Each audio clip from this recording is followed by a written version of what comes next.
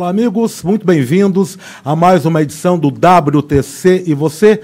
WTC e Você é uma produção conjunta da World Trade Coaching e da TV Guarulhos, sempre aí nas suas noites de terças-feiras, com um assunto de importância, de relevância, que tem impacto em nossas vidas, isso que nós procuramos trazer para vocês. Lembrando sempre que aos domingos, às 9h30, nós temos também a retransmissão do programa de terça-feira, né? A reprise. Então, se você perdeu o programa na terça, no domingo, 9h30 da manhã, você pode ir lá e nos assistir também pelo nossa plataforma de mídia digital, que é a www.tvguarulhos3.com.br e pelo Guarulhos Play, o nosso aplicativo que você baixa lá da Play Store. E hoje nós vamos trazer aqui um tema que é um tema muito delicado e um tema muito relevante, muito atual e que diz respeito a nós todos. Acho que a responsabilidade disso está nas mãos de todos nós. Há poucos nós vimos algumas manifestações nesse sentido. São Paulo foi palco, que foi quando teve aí o prefeito, que na época era o João Dória, que depois agora ele é governador, mas ele era prefeito, que foi a questão ali da Cracolândia, que nós vamos hoje trabalhar. O tema é a dependência química. E para falar sobre isso, esse tema tão delicado, nós estamos hoje aqui com o nosso amigo Davi Silva, que ele é um coach de adicção, é um advogado também, uma pessoa que é um pesquisador da área da neurociência. Davi, obrigado pela sua presença. Eu que agradeço, Armando, pelo convite. É sempre bom falar sobre um tema, como você disse, importante para todos nós. Com certeza a gente vai falar sobre assuntos que vão dar esperança às pessoas. Isso é muito importante, eu estou muito feliz de estar aqui. Davi, vamos começar por onde já tinha, agora me referindo a 11 minutos atrás, quando eu iniciei o programa, que foi aquela época quando nós tivemos grandes confrontos aqui na região da Cracolândia. Você se lembra? Houve aí uma série de interposições entre o poder público. Na época o prefeito era o prefeito João Dória, e nós tínhamos Haddad anteriormente, que veio com uma outra política de mais apaziguamento, enfim, o Dória veio com uma política um pouco mais de confronto. Nós tivemos grandes manifestações, não só por parte da própria população adicta que vive ali naquela região central de São Paulo, como também por algumas associações de psicólogos. Na época eu estava com um programa numa outra rede, eu me lembro que eu cheguei a entrevistar algumas pessoas da Associação dos Psicólogos aqui do Estado de São Paulo, e eles viam com maus olhos toda aquela ação que o João Dória estava propondo, até porque você tinha a questão da manicomização, que eles são muito contra isso, né? Então você também a internação compulsória, que era uma coisa que estava muito previsto e muito presente. Enfim, isso deu ali um grande debate, gerou um grande debate, né? Parece que hoje as coisas se acomodaram um pouco mais, embora, vez ou outra, a gente veja aí a polícia em confronto com o pessoal ali, enfim. O problema persiste, mas parece que ele foi um pouco minimizado, né? Você acha que a dependência química, ela tem cura? Olha, eu penso que ela tem cura, sim. O grande problema para nós, como você falou sobre a Cracolândia e outros programas de governo, é a falta de capacidade das pessoas entenderem como é que funciona. Na verdade, o que nós temos cuidando dessa área são pessoas que não passaram por problema. E a gente esbarra na falta de sensibilidade para lidar com esse problema. A gente eu tenho feito palestras junto a pessoas dizendo que para nós nós temos clínicas de tratamento, mas nós não temos centro de treinamento para as pessoas saberem como ficarem sem usar drogas. Então, eu fui usuário durante um grande período da minha vida. Há mais de 25 anos eu me recupero. E no começo, eu precisei passar por um tratamento médico, mas depois eu percebi que outras pessoas que tinham passado pelo mesmo problema estavam se utilizando de um programa que me dava empatia, fazia com que eu entendesse aquilo, e aquilo que foi que ajudou. Então, hoje em dia, que nós temos, principalmente nos planos de governo, são pessoas que não estão preparadas, talvez, para buscar soluções. Então, nós vamos fazer um círculo, voltar àquelas pessoas que estão... Nós não temos uma cultura de recuperação aqui no Brasil. Nós temos uma cultura de tratamento. E o tratamento no sentido que cuida muito do problema, né? Então, essa talvez seja o nosso maior erro. Olha, a gente tem dentro, ainda falando em termos de políticas públicas voltada para o segmento, da questão da adicção, da dependência, nós temos duas correntes fortes hoje aí, que de algum tempo elas já se degladiam, né? Nós temos aí o pessoal que dá tolerância zero, o pessoal do confronto, vamos acabar com isso, vamos eliminar isso da sociedade, e temos a redução de danos. Né? Um está bem ligado às forças de segurança, que é a tolerância zero, e o pessoal da saúde, o pessoal educadores mais ligado à educação, eles são mais pela redução de danos. Qual dessas linhas você acha que deve ser seguida? Como é que isso se dá? Olha, nós precisamos criar um meio termo aí. Nossa sociedade, a redução de danos em outros países tem funcionado, mas lá existe uma educação. Então, quando você tem uma educação, as pessoas sabem os malefícios, tem uma cultura do problema. É diferente de você aplicar uma redução de danos. Agora, aqui nós não temos simplesmente colocar redução de danos sem essa base de ensino, sem a gente debater esse tema nas escolas, informar da gravidade, né, que nós temos com relação aos vários efeitos que a gente tem com relação às drogas, eu acredito ser um pouco prematuro. E, por outro lado, a tolerância zero também é algo que deve funcionar, mas para o combate realmente da entrada de drogas e outras questões nesse caso. Aí eu acho que acredito. Mas a gente tem que criar uma linha tênue aí, né, onde a gente possa ouvir mais pessoas que estão em recuperação para participar desse problema. Porque nós, como... eu vejo muitas pessoas dizerem que tem a solução, a saída. No entanto, não que seja necessário que elas conheçam, mas é necessário ouvir o que está funcionando para essas pessoas. O que funciona para o pessoal de Alcoólicos Anônimos, Narcóticos Anônimos, Amor Exigente, que são entidades quase que centenárias, que devem ser escutadas para participar dessa solução. Eu acho isso muito importante. Por isso que é uma linha que comungue todas essas ideias, é importante. A PNL, a Programação Neurolinguística, ela é um dos pilares dos processos de coaching, né? A PNL nos fala da modelagem, né? O que você está falando para nós é que nós deveremos, talvez, modelar esses modelos que deram certo, né? E para a gente poder ter algum resultado, né? Mas eu fico pensando no seguinte, a pessoa que ela tem uma dependência química, falar em dependência química, o espectro disso é muito amplo, né? Você tem desde o tabagismo, aí passando pela questão aí das drogas psicotrópicas, né? Enfim, e hábitos, né? Acho que está uma coisa muito relacionada à outra, né? O comportamento, né? A falta de autoconhecimento, muitas vezes, né? E também tem a questão da genética. Você acredita na genética como um fator pré-determinante para a pessoa que tem essa predisposição a se tornar dependente? Olha, os estudos mais recentes da neurociência dão conta que a genética ela é uma parte muito pequena dessa influência. Mas existe. Existe, mas ela é muito influente. O que está influenciando muito são o condicionamento de comportamentos que ele é estimulado de toda maneira. O que se descobriu atualmente sobre a nossa capacidade do cérebro de entender como é que foi. Eu repito essa história de plasticidade mental, outra coisa, neurônios espelhos, que tudo é uma imitação. Então, esse conjunto todo faz com que as pessoas, é isso que você falou, o comportamento é condicionado, as pessoas começam a repetir essas coisas. Então, anúncios de bebidas, por exemplo, sempre enfocam a diversão, a alegria, né? Festas livres com drogas permitido, né, em algumas ocasiões. O álcool é uma droga maléfica, e que induz a outras, né, com o tempo. Então, tudo isso eu acho que contribui para esse arcabouço de monte de imitações de pessoas e jovens, né?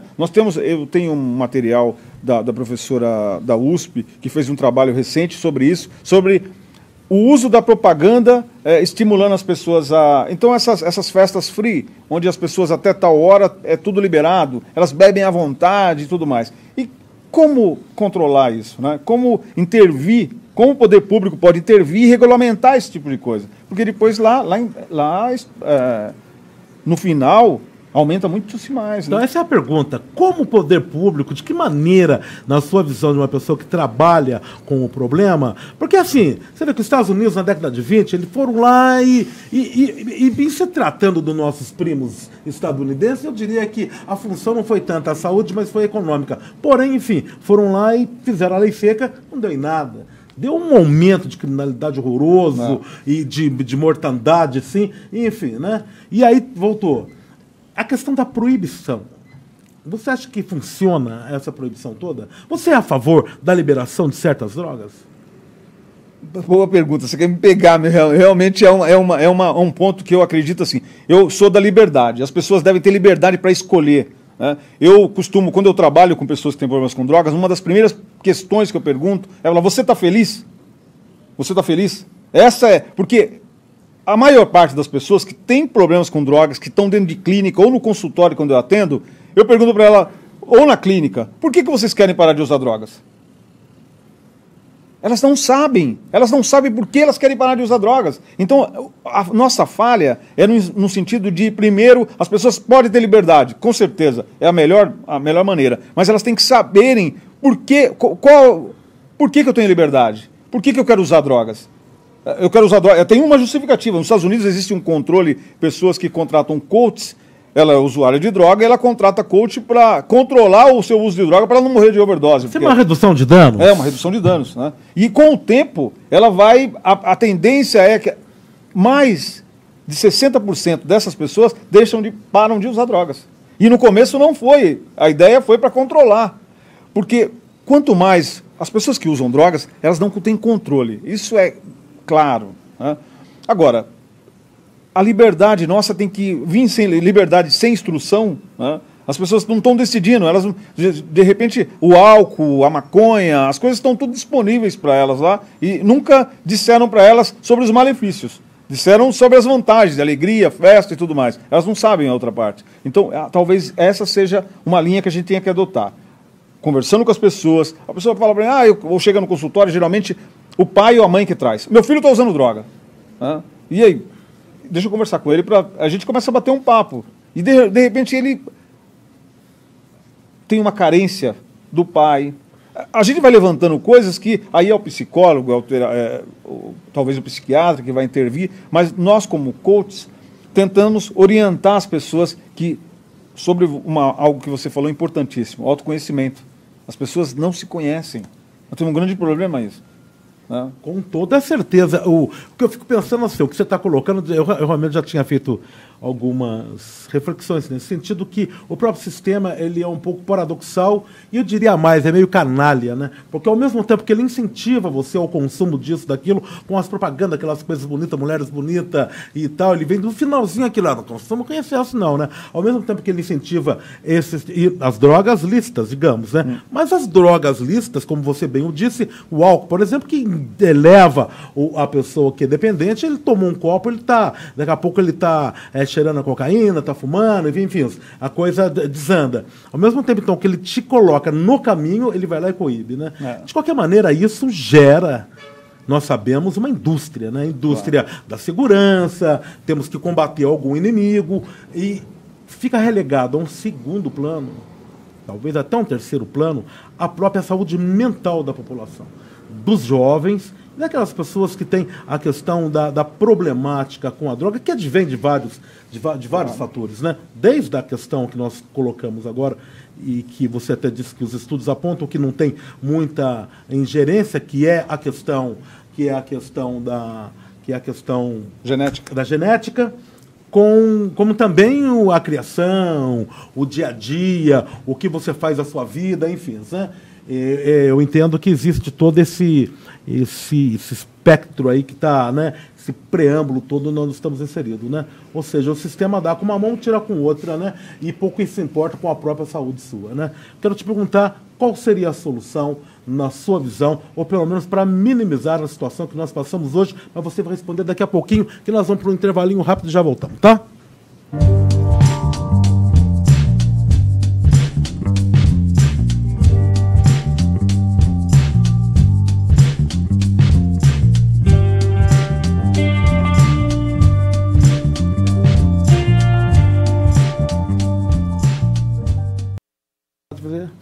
Estava falando aqui, voltamos, né? Da PTC e você, assunto interessante, a gente se perde um pouco aqui. Lembrando, representação domingo, às terças, 21h30, domingo, 9h30. Produção conjunta da PTC e você, da World Trade Coach e da TV Guarulhos. Eu estava conversando aqui com o Davi, como esse assunto ele não se esgota. Óbvio que a gente poderia ficar aqui falando a semana inteira, né, sobre... porque tem muita coisa, tem muitas linhas de tratamento, tem muitos pensamentos a respeito e tem muitos exemplos, né? Exemplos de países europeus como a Holanda, que tem uma tremenda de uma... Né, ela trabalha muito bem com a questão, eu acho, pelo menos é o que nos aparenta. A gente também não está lá para viver o dia a dia deles, né? Mas ela tem uma disponibilidade melhor de trabalhar com o tema, né? Temos o Brasil aqui, e que todos os países aqui da América do Sul, e também tem aquela questão de sermos produtores, né? Nós temos aqui a Bolívia, temos a Colômbia, temos o Peru, que tem as plantações de onde sai. Enfim, nós temos uma situação muito séria a ser trabalhada daqui para frente, como dá no coach. O lugar onde estamos é onde nós queremos estar, né?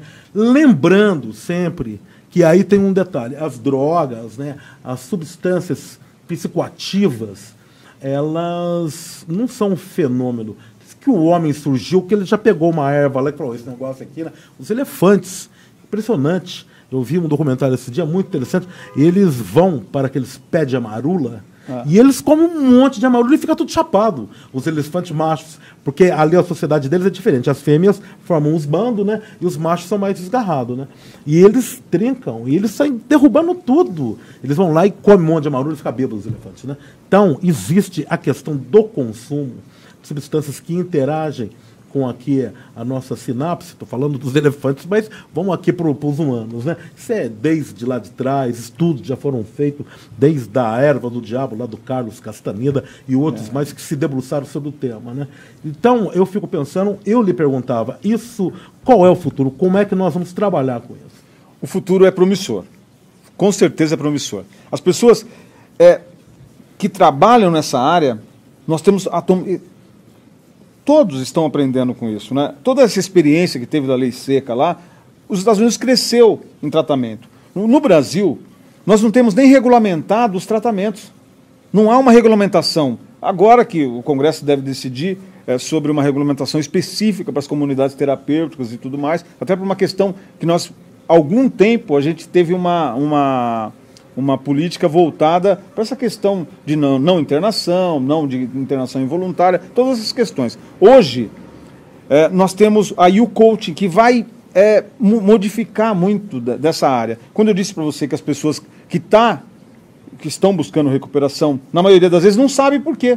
Então, quando você entra com treinamento, as pessoas ficam internadas 3 meses, ou 6 meses, ou até 1 ano, dentro de clínica, apenas... vivenciando, às vezes, programas dogmáticos e não científicos. A ciência não tem, a gente não tem profissionais capacitados para falar sobre o funcionamento do cérebro, como a gente pode produzir dopamina, serotonina, como a gente pode criar expectativa para viver entusiasmado e não motivado. Essas coisas todas fazem com que as pessoas criem caminhos diferentes, né? Porque hoje as pessoas geralmente já começam...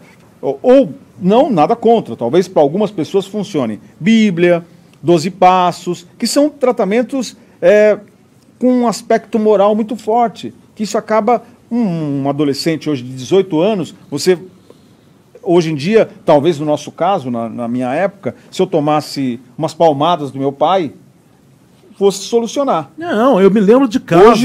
Eu me lembro de casos do passado. Eu venho de uma cidade do interior, né, que era muito comum o pai falar, porque a polícia era muito junta. Ó, meu filho foi pego fumando maconha. Naquela época, a droga que assustava era a maconha, né, era a cannabis sativa. Meu filho foi pego. Aí o pai falava pro policial, então bate nele bastante lá para ele aprender, né? Quer dizer, eu acredito na evolução. Eu acho que a evolução ninguém consegue deter. Isso é uma coisa que é do universo, né? Então nós estamos evoluindo. E eu acredito muito no coach dentro desse processo, trazendo o autoconhecimento. E eu acredito também no que você está falando, que o autoconhecimento pode preparar a pessoa para ela trabalhar essa situação dentro dela. talvez que não tirar simplesmente ou substituir, como diz uma psiquiatra amiga minha, uma droga pelos benzodiazepínicos da vida, que não vai levar a lugar nenhum. Você interna o cidadão, você tira a droga que ele está usando, mas você enche ele dos benzodiazepínicos aí, pronto, acabou, você fez lá outro, você botou ele na rua, ele passa uns dias, daqui a pouco ele está de volta, não vai resolver nada, né? A questão do aspecto moral da religião, também nada contra, eu acho que também dá os seus resultados, mas é aquilo, a pessoa fica doutrinada, né? Se a pessoa conheça a verdade vos libertará. E a verdade é se conhecer a si mesmo, penso eu, se conhecer a si mesmo. Então, se você se conhece, você consegue, pelo menos, começar a trabalhar com isso melhor, não, Davi? Eu acho que Jesus foi o maior coach da história. Acho que ele já fazia, sem porque dúvida, ele estimulava as pessoas a pensarem sobre isso. Por si próprias, né? E hoje, com a dependência química, as pessoas, dentro das instituições, ou fora, porque às vezes existe a pessoa também, Armando, daquele cara que ele toma, no final de semana, ele bebe, enche a cara na sexta-feira. Às vezes ele está estressado, tem algum problema. Depois, no sábado, ele está meio assim, no domingo ele fica arrependido, né, de tudo aquilo. A ideia é, se eu estou bebendo e não está me trazendo prazer, tem alguma coisa errada. A felicidade não está no externo, mas é preciso entender. E como um coach é muito... nessa hora, ele pode ajudar a pessoa a definir para onde você está indo. É isso que muitos jovens que estão hoje com problema, muitas famílias que têm esse problema com o uso de drogas, a maioria dos jovens não sabem, não tem entusiasmo para ir a algum lugar. E elas nem sabem isso. Então, os novos tratamentos têm que ter essa parte. Hoje já o coach é utilizado, eu vi recentemente um centro de oncologia em São Paulo, muito famoso, e uma dos oferecimentos dos serviços deles é coaching, voltado para essa área. Por quê? O aspecto mental nosso é muito importante. A saúde mental, o que eu penso, o que eu estou produzindo, a física quântica já diz muito sobre isso. Eu crio a minha realidade. Se eu crio a minha realidade, por que eu estou criando isso? Então as pessoas estão sempre tendo mais do mesmo porque não criam algo novo. Então o problema é sempre falando do problema. A nossa ideia é voltar e falar da solução. Quais são as soluções? O sistema de crenças é muito limitante, né? Um sistema de crenças extremamente limitante que não faz a pessoa ficar dando volta em torno de si mesma. Eu também vejo muito isso acontecer aí e penso que não só a pessoa que tem o problema, ela que tem a doença, né? Enfim, ela não está preparada para trabalhar com isso, como a família, o entorno também. Né? O entorno fica doente, né? O entorno está tão perdido quanto. Então eles não sabem de que maneira. Né? Aí, quando o problema ele se agrava muito, a solução é ir para a igreja, de fato, né? E procurar na religião uma forma de alívio da situação que está se passando. Né? É uma vertente, eu respeito muito as religiões, a fé de todos, respeito as crenças, em todos os sentidos, não só as crenças religiosas, como aquilo que uma pessoa crê, porque aquilo é a vida dela. Mas acredito que a própria pessoa ela tem que olhar para dentro e ver o quanto de crenças limitantes ela tem, para ela dar o passo de quebrar essas crenças e evoluir. Claro. Acho que esse é o processo. Estamos aqui todos para evoluir, não? E você ultimamente tem trabalhado bastante, você está com uma clínica, não é assim, não? Eu trabalho, presto assessoria a uma clínica e a outras também, assim, no sentido de implementar esse novo modelo de tratamento, que é um modelo, quase que um modelo educacional, diferente da pedagogia que ensina. Nós aprendemos de outra maneira, os adultos aprendem de outra maneira. E isso está mudando cada vez mais, né?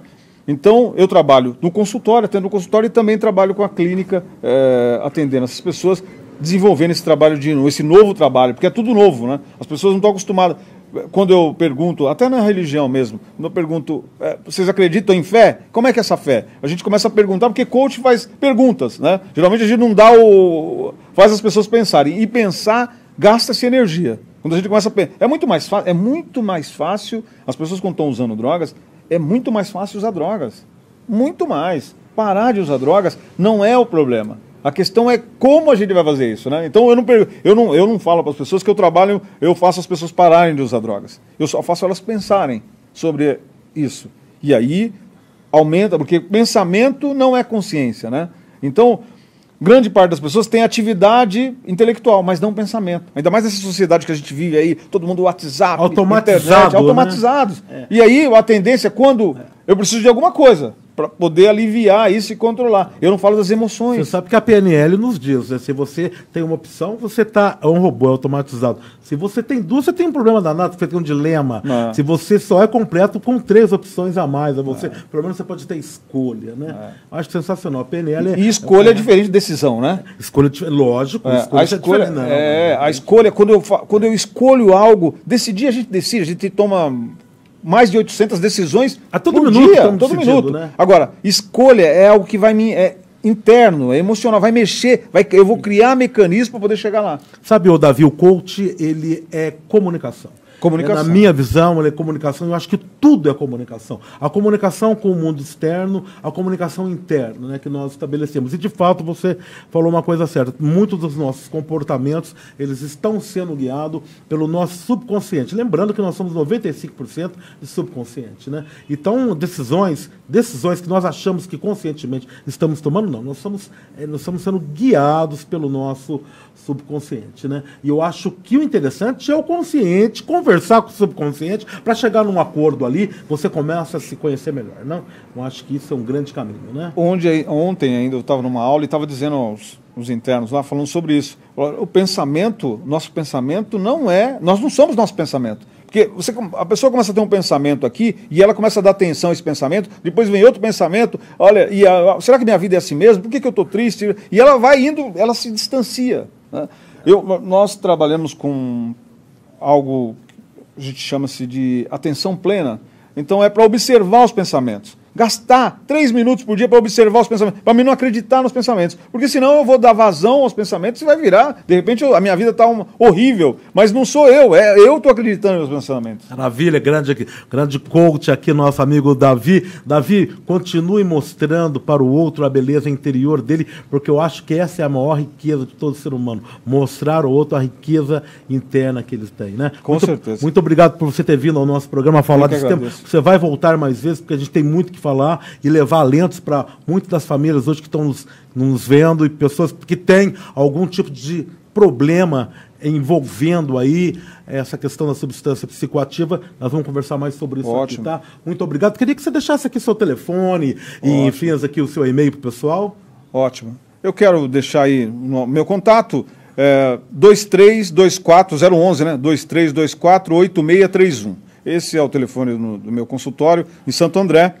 Fora isso, a gente tem um centro de formação em coach que está na internet. Eu tenho uma página na internet também, como Davi Coach, que vem, se você tem problemas ou conhece alguém que tem problemas, essa é uma nova linha que pode ser utilizada e você pode encontrar uma maneira eficiente de encontrar uma saída para um problema tão grave que é o uso das drogas. Muito obrigado, Armando, pelo convite. Foi um prazer estar aqui. Quem agradece somos nós todos, vocês que estão aí, que aprendemos muito com o Davi, nós aqui também, pela sua presença. E agradecendo também a você que esteve conosco nessa meia hora aí, lembrando sempre que nossa representação é no próximo domingo, às 9h30 da manhã. Fica conosco na próxima terça-feira, tem muita coisa boa a vir por aí. Davi vai voltar aqui numa outra oportunidade. Obrigado a todos vocês, fiquem na paz, uma excelente semana a todos, valeu!